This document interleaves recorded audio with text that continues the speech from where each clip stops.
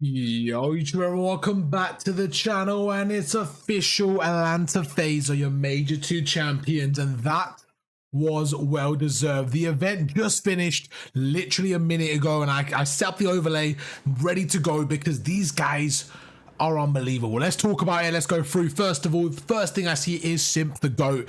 Listen, I'm a Scump fan. You guys know the drill. I'm an absolute Scump fanboy. It's getting crazy now. It's getting ridiculous because every single month, every single few months, this guy's getting closer and closer. And I think when we're all said and done, I do believe Simp will be number one. I still think Scump is right now, but it's a different era. It's hard to compare, but I don't want to get into it right now. So it's a conversation for another day. But I just want to give credit because this team is just unbelievable. It is just unbelievable. Their takeover, every single one of these players has a takeover, and it's just so scary. It really is. Like, these guys are just crazy. Celium, I have to say it. Celium is one of my favorite players, and you know, last year at the end of the year when he had that stint where people were like, oh, he's too slow and stuff. I think that was deserved, but you know, to bounce back like that, bro, this guy's got aura, bro. This guy is him in game. Like, he's intimidating to people, and then you get a 1.72 KD. I mean, that guy has just got ice, bro. Absolute ice. Fair enough, man. Fair enough. I mean, this is crazy, bro. Look at this guy's stats.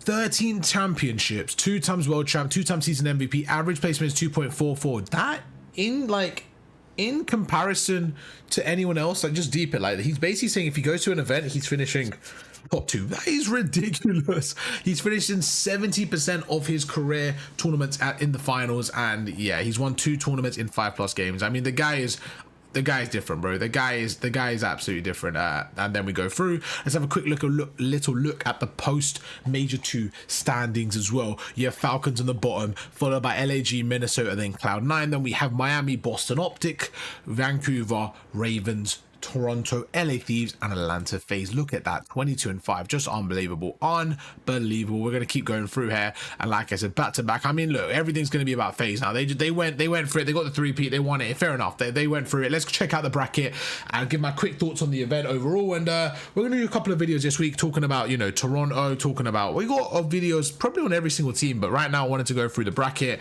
and talk about quick overview, starting off with a big upset. Thieves do end up losing there. Ravens do get swept by Surge. That one was a fairly close one if I remember correctly. I mean, I watched a lot of COD this weekend, so I can't remember fully, but I'm pretty sure this one was close. But anyways, Faze absolute take over Rocker, and Cloud9 take over Ultra. I think this is the one that was close, actually. I think it was this one that was close, not the Surge one, the Ravens. But anyways, then we go through, then we look at the losers. We have LA Thieves versus Miami. Wow, shout out to Real. That guy was shooting. That guy was him. Real one was absolutely insane, by the way. And then we go through. Yeah, then we had Ravens beating Falcons. I'm not even going to count that one. Optic beating Rocker. That one, to be honest, because how poor Optic did look against Ultra, that's a red flag for Rocker. I think they have to make a roster change again. Separate video on that. Ultra taking out LAG. Same thing for LAG. They got to make a change. Optic, Ultra, this one hurt me. This one really did hurt me. I was an Optic fan. I was really hoping, you know, we go through there, but unfortunately wasn't the way. And Ultra, they played phenomenal. You know, 3-0, 3-0, 3-0. 9 maps in a row. They did. Oh, no.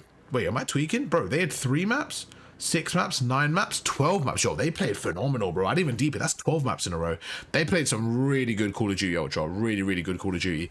And they felt a bit flat against Surge, but they played really good overall. Then we go through and we see on the other side here, Thieves did absolutely smoke Ravens. Again, Ravens, a lot of questions there with Gwyn. Gwyn online, we definitely have to see some step up from him going to the LAN event. Then we go through, you have them boys, Cloud9, getting double rounded by the top 2 teams with Faze and Thieves. That one's going to hurt, but I think they felt like they played well. They felt like they had some confidence, but you know, when you're going up against a team of those calibers, it's always going to be a difficult one, and unfortunately it fell flat. Then we go to Breach having a fantastic series against Thieves, then falling flat against Surge, and then getting absolutely smoked by Ultra again. Just Cloud9 and Breach kind of had a really solid round 1, and then it just fell flat for the round 2, which is, you know, really annoying, man. You got to look at that and say, you know, what do we do there, man? What do we do? Is it a roster change? Is it just there were better teams on the day? That's something we have to look for further. Winners final for me, unbelievable. Go to the round 11. So gutted for the boys at Surge, but you just have to look at the ice from Faze. I mean, they just do it time and time again. They just do it time and time again. And then again with Surge, you know, maybe the seam just ran out there. They go 3-1 up. They beat Ultra in a fantastic series.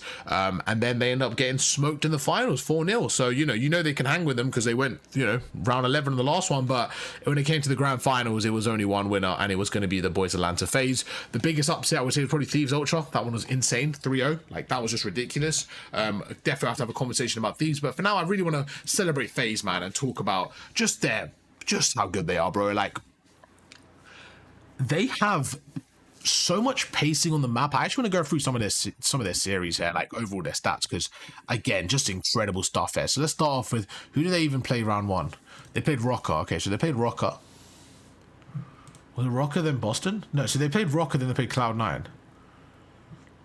I want to see this. I want to see the matches. All right, there you go. So yeah, so let's go through. So we're gonna look at the Rocker one, and we're just gonna look at overall. Wait, is this they played 4 series, right? That is kind of crazy to me that you win an event from 4 series, but hey, here's what it is. That's just the way it is. So starting off with the first series here, and as you can see, just an overall really solid performance from them. They played fantastic in the HP fair, and not close, but it was one of those where it was a little bit close. It was a little bit close, but they do a great job. S&D, great. Control, absolutely flawless. If you look at the stats there, and this is what I'm saying, they all just play well. And if one of them has a slightly underwhelming tournament match, next match they step it up again. But right now you can see they just play well. All solid. Drata takes over in that one with a 1.4 KD. But if you look at the damage, all of them between 7 and 8K, and that's exactly what you want from your team. So that's series number 1, under the carpet, nice and done, right? Then we go to series number 2, and you can see Hacienda. And this is what I'm saying, bro. Their clutch factor is just a different level. Like, they have so much ice. They just clutch everything, and it actually pisses me off how good they are at clutching. Like, it really it kind of annoys me, but they clutch everything. They really do. So anyways, they go through, they win that one. Again, the S&D nice and close, absolutely take over that one. They get kind of smoked in the control. Cloud9 fighting back a little bit, then the HP comes, and I remember Simp just went on an absolute tear, taking over. But this is what I mean. Look at this. You go through, you see, right, Abizi, bit of a slow series there. Not really much from him goes negative, but it's fine. You know what? The rest of them say, yo, Abizi, don't worry, bro. You chill. Listen, I know you got us in the next one. You relax. Take Abizi. Relax. We got you, but we got you. Look at that. BZ had the underwhelming series. Other 3, 10k plus damage. It's just always like that. Like, let's go on the other side, for example, right? I'm not using them as an example overall, but just to show you what I mean. Attach has a poor series, very poor series, right? Similar damage to Abizi, but very poor series. And then you look, and then you say Sib had a fairly underwhelming series as well, right? Let's just look at damage, for example. I know it's not everything, but let's just look at damage. With Faze, that just doesn't happen. You get one player slightly underwhelming, the other 3 actually step up and they do more than they need to. And it's just a consistent theme with them. Like, bro, Sib, unbelievable, plus 20. The guy was tearing them apart. Then we go through to the winners final, and this is what I'm saying. What is going on here? Like, bro, how do they win this?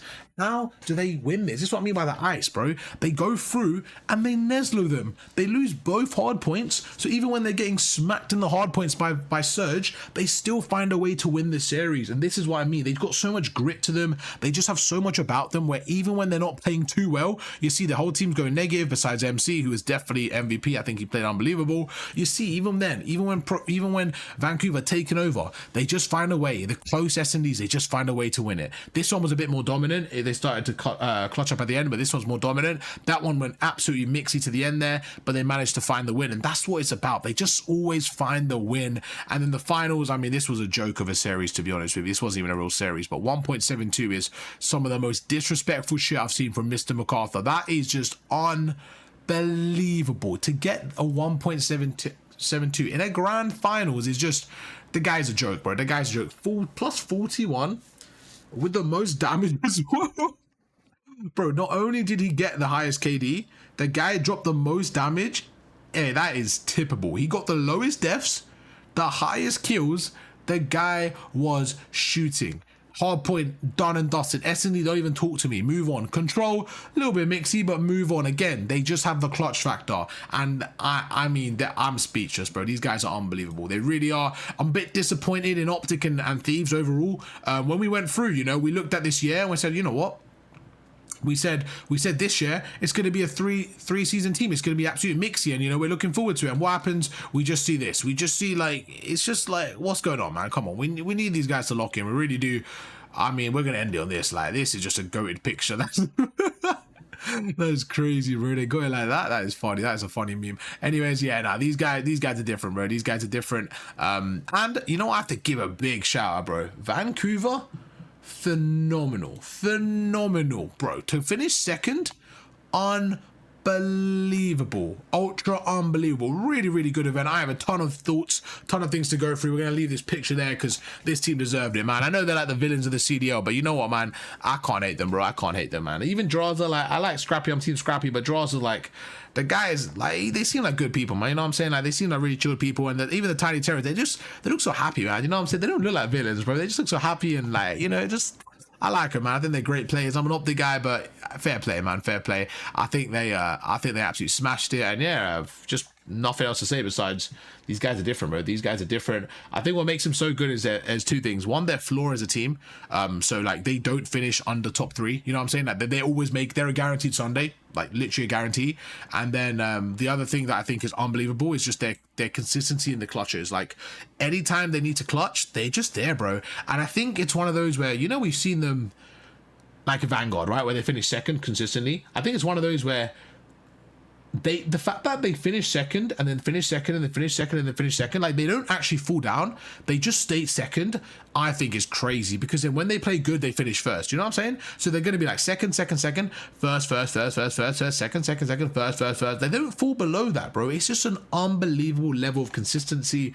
If you have to be the best, you just got to consistently do the simple things, and I genuinely believe this trio is the best I've ever seen as a trio. I have to say it. As a squad, as a dynasty, with draws up, I'm not going to say them yet. I think Optic are still obviously higher than them, but time will tell, man. I think this is the team that could take over Optic Dynasty one day. Again, still a little bit early in that, but I mean, there's no one stopping them right now. This literally could be another Cold War year, but with draws instead of varsities, and like they're just taking over, man. They do not look like they're being stopped.